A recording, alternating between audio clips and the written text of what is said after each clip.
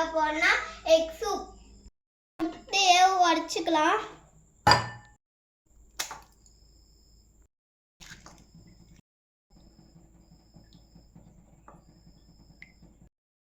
Cornflour மாவு கொஞ்சம் தண்ணி ஊற்றி மிக்ஸ் பண்ணிக்கலாம்.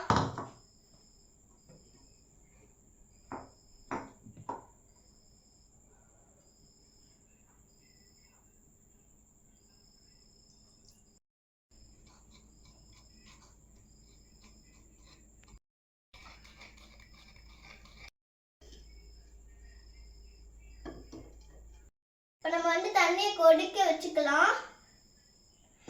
5 மினிட்ஸ் கொஞ்ச நேரம் கொதிக்க தண்ணி நல்லா கொதிச்சிருச்சு. இப்போ கார்ன் மாவு ஊற்றிக்கலாம்.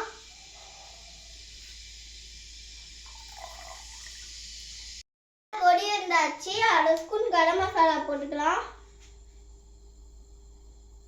1/2 ஸ்பூன் பெப்பர் போட்டுக்கலாம்.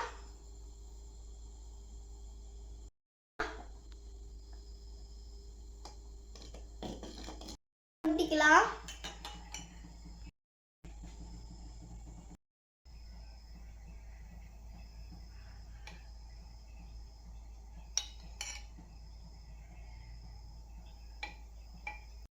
மிளகா கொத்தமல்லி போட்டுக்கலாம்.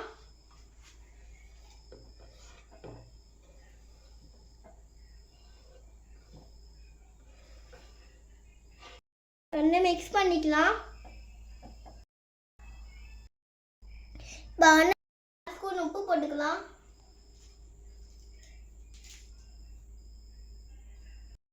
முடிச்சாச்சு. வீட்லயும் நீங்க இந்த மாதிரி செஞ்சு பாருங்க. உங்க குழந்தைங்களுக்கு விரும்பி சாப்பிடுவாங்க.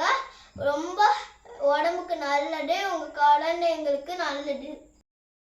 ஷேர் பண்ணுங்க, மறக்காம சப்ஸ்கிரைப் பண்ணுங்க.